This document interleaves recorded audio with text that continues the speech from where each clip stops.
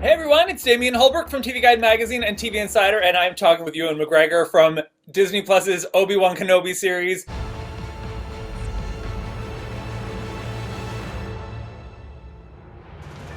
Leave us alone. When the time comes, he must be trained.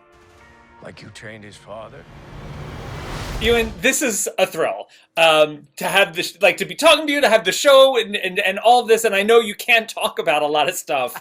Yes, it's true. It's been hard to do this press junket where we're trying very hard not to give anything away, and we're really trying not to, so we can protect the experience for the fans. So right, and as a fan, I don't want to know. I want to be surprised. So I'm not gonna. I know that we know it's 10 years after Revenge of the Sith.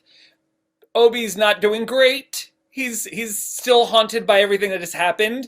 But I want to hear about the actual, for you, the return to the universe for you. Did you have to go back through Star Wars training camp? I did. I mean, we did. I think we started shooting in April, and we started training. I started training in January. I knew that you need a level of fitness to be able to do action sequences in any movie, and there's some really good action in this, and I wanted to give myself the best chance at it, to get it as the takes, to make the takes as good as they could be. So I started training in January, got my fitness level as high as I could get as it's ever been, I think.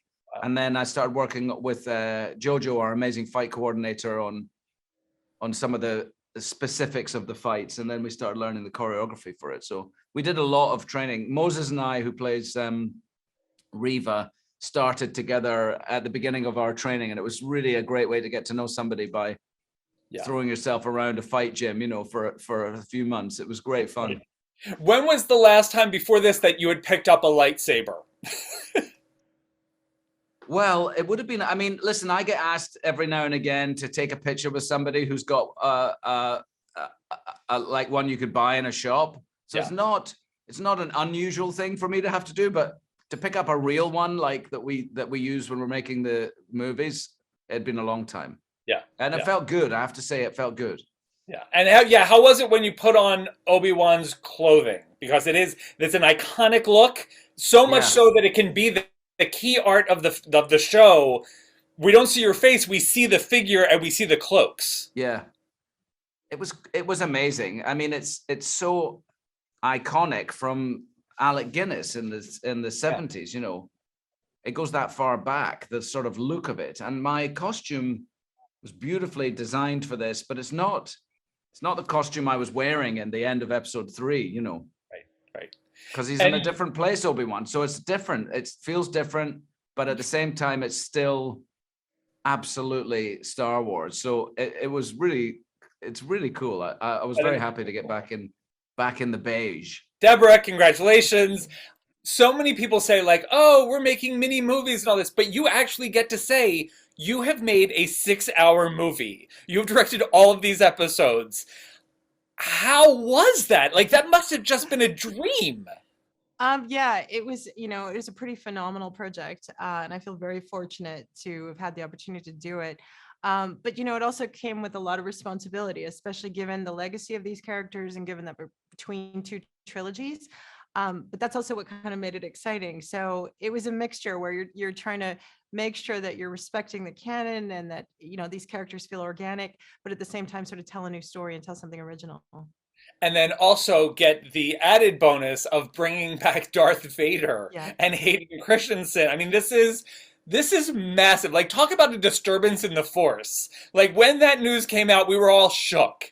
Was it just surreal on set sometimes? I think it was pretty special. And, we had so many people that were deep Star Wars fans that were part of the crew.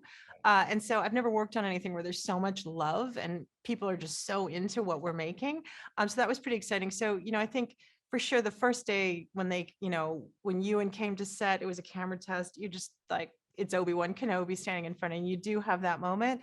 And I don't think anybody on the crew didn't have a moment when we saw Vader for this first time. It's just, he's twice my size. It's intense. Moses, oh my God, how huge is this for you? It's really huge. Biggest thing ever. Super surreal. Yeah, and so who is this Inquisitor Reva? Because she looks from the trailer just badass. She is, she's dangerous, and she's very serious about her job. She plays the offense, and she's always 10 steps ahead. And I think that's what sets her apart from her other inquisitorious, Right. family.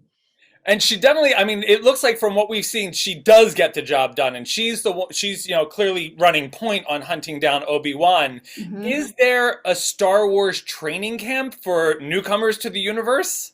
Oh yeah.